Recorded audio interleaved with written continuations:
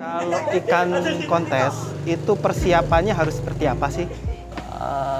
Ya, jadi sebenarnya untuk ikan kontes pastinya kita berbeda ya dengan ikan yang misalnya untuk kita jual biasa gitu ya, atau ikan yang ibaratnya pond quality atau yang biasanya cuma untuk dinikmati di kolam. Nah, kalau misalnya kita untuk menangani ikan show quality pastinya.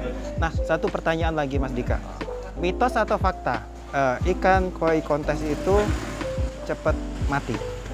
Sebenarnya gini ya,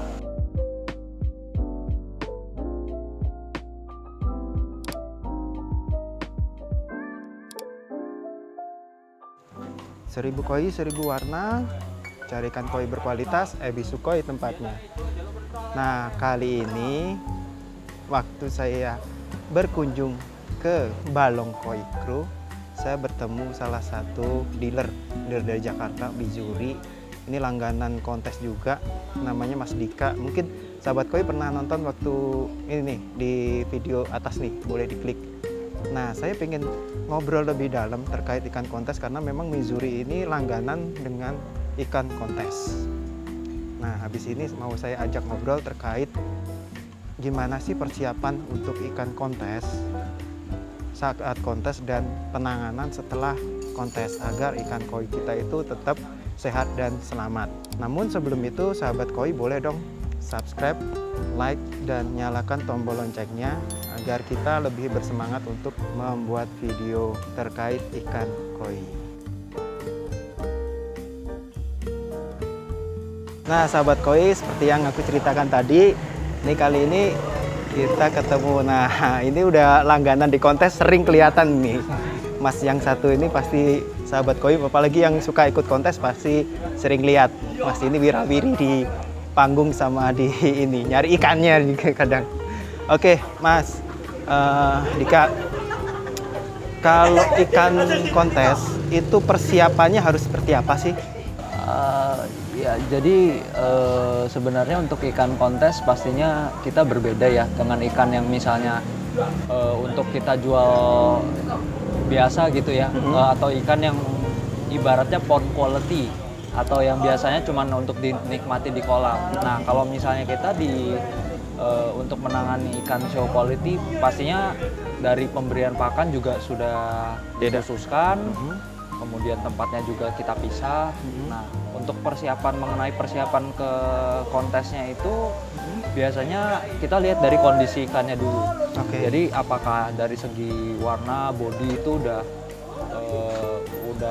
layak untuk kontes begitu ya, udah layak untuk kontes.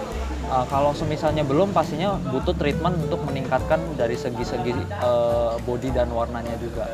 Nah, kemudian misalnya dari body dan warnanya sudah masuk begitu, kita biasanya ada finishingnya juga. Jadi mungkin sekitaran 2 minggu atau 3 minggu ikan itu sudah mulai dikondisikan gitu ya. Sesuai kebutuhannya masing-masing, misalnya untuk kita naikkan skin quality-nya, untuk finishing warna, finishing body supaya lebih bagus lagi begitu. Nah itu dikhususkan masing-masing, kemudian sehingga pada saat hari H kontes atau pada saat jadwalnya itu ikannya sudah siap begitu. Oke, itu untuk persiapan ikut kontes ya. Nah saat di kontes yang jelas pasti kan ikan diperlakukan banyak sekali ya Mas ya, kayak ya, masukkan jadi, ke memang kalau untuk ikan kontes kita kan ketika kita ngerawat kita ngerti gitu karakter daripada ikan itu. Jadi mungkin ada beberapa trik-trik lah yang bisa dibilang untuk mengkondisikan ikannya supaya sama ketika kondisi ikan itu pas di keeping. Oke, pas di keeping pas bagus-bagusnya ikan pas ya. Pas lagi prima-primanya ikan, kita kan pasti harapannya pas dia di arena ketika dinilai itu kondisinya sebaik ketika ikan itu pas mau dibawa. Ya, jadi ada beberapa trik-trik lah seperti kita kondisikan misalnya waktu packingnya, kemudian supaya nggak ngedrop gimana gitu, kita taruh di mana gitu. Ada beberapa trik-triknya yang mungkin nanti seiring pengalaman teman-teman ikut kontes juga bisa ngerti gitu nanti, oh ikan ini jenis A misalnya, jenis A perlakuannya bagaimana di tempat kontes supaya bisa maksimal. Jenis B dan pasti setiap jenis itu perlakuannya beda-beda. Beda-beda ya. Nah, itu tadi. Jadi pertama harus mempersiapkan ikannya. Betul. Waktu di kontes juga kita harus di kontesnya juga penting. Ketika kita Hmm. menghandle ikannya itu treatmentnya supaya bisa maksimal juga penting. jadi nggak asal-asalan ya. Betul. Kita punya khawatir kalau sampai ikan itu drop dari sisi colornya juga ya. Iya. Kalau kita asal-asalan, Iya. karena yang jelas pasti akan Mempengaruhi banyak sentuhan penilaian. juga ya, Iya. Mas ya. Saya mungkin nggak begitu menjabarkan trik-triknya gitu, karena mungkin berbeda handler ada trik-trik masing-masing sesuai pengalaman mereka juga gitu. Jadi seiring berjalannya pengalaman gitu kan, oh iya jenis ini biasanya kebiasaan kita di kayak gimana kan gitu, itu masing-masing nanti akan punya caranya sendiri. Sendiri-sendiri ya. Oke, nah after dari kontes, ikan ini harus seperti apa sih, Mas? Yang pasti karena itu ikannya perjalanan jauh begitu ya, kita harus membuat kondisi ikan ini sebisa mungkin less stress atau mengurangi stresnya gitu ya, dengan mungkin pas perjalanan kita harus lebih memperhatikan gitu kondisi oksigennya, kondisi airnya, pas packing pulang itu airnya gimana, pas kita lihat di vet itu perlukah kita ganti air dengan air galon atau dan lain-lain lah, sesuai dengan kondisi ikannya ketika selesai kontes gitu. Oke.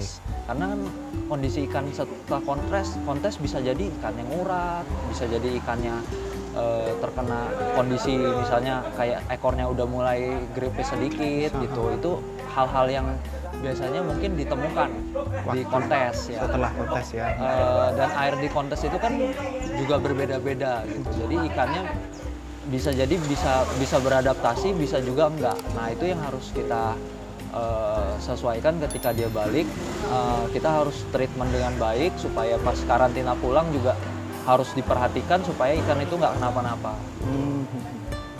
Jadi memang sebelum, saat, dan sesudah itu memang beda-beda perlakuannya ya. Betul. Kita lihat harus diperhatikan dengan lebih ekstra gitu. Ekstra, karena ya.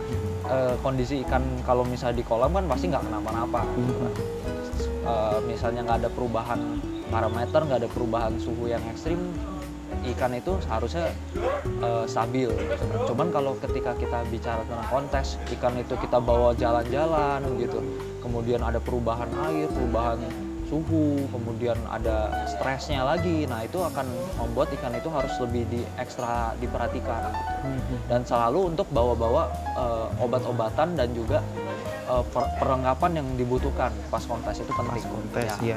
Soalnya juga waktu pegang ikan juga nggak sembarangan ya, Mas ya. Ya, jadi seperti alkohol, seperti plastik tambahan gitu, terus kemudian oksigen tambahan di mobil, obat-obatan, garam. Nah, itu harus siap sedia karena kita nggak tahu gitu, ada kemungkinan ikan bakal kenapa-napa di jalan. Ya. Nah, satu pertanyaan lagi, Mas Dika. Mitos atau fakta? Ikan koi kontes itu cepat mati? Sebenarnya gini ya, ya pasti kalau kita misalnya bawa ke kontes itu ada resiko-resiko yang mungkin muncul karena dari segi logikanya aja ikannya itu kan keluar dari kolam ya. Keluar dari kolam, di packing, ada perjalanan, kemudian waktu durasinya 3 hari, ikan itu kembali lagi, dan minggu depannya misalnya ada kontes lagi, 2 minggunya lagi kita karantina lagi ikannya. Ada variabel stres yang lebih untuk ikan-ikan kontes. Nah, tapi bukan berarti ikan-ikan kontes itu mayoritas mati begitu, enggak. Kalau misalnya kita tangani dengan baik, kita maintenance-nya juga baik, penanganan ketika setelah pulang juga baik, itu enggak kenapa-napa sih, Mas. Yang penting benar semuanya, Mas ya, dari prosedurnya kita, kemudian kita lebih ekstra hati-hati dalam penanganan ikannya, itu seharusnya tidak apa-apa.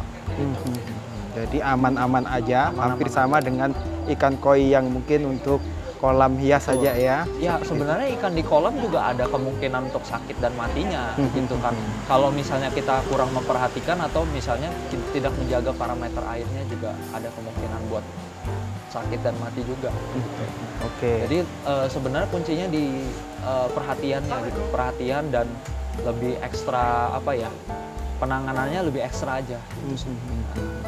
Oke, nah jadi seperti itu sahabat koi, penjelasan terkait ikan koi itu seperti apa sih, terutama untuk yang ikan kontes, sebelum berangkat kontes, saat kontes, dan setelah kontes. Dan mitos bahwa ikan koi yang ikut kontes itu gampang mati itu juga belum tentu benar ya Mas Tentu ya. benar, Karena tergantung memang daripada ikan itu sendiri, penanganannya, kemudian apa namanya, perhatian kita ke ikan itu juga penting. harus penting. Oke. Oke, terima kasih Mas Dika atas waktunya. Sama-sama. Oke.